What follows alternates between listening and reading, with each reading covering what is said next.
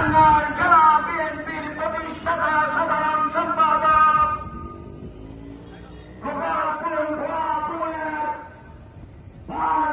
নির্বাচিত সদস্য সাবেক উপমন্ত্রী মানুষের নেতা অ্যাডভোকেট আব্দুল সালাম পিন্টু সাহেবের মুক্তির দাবিতে আজকের এই সমাবেশে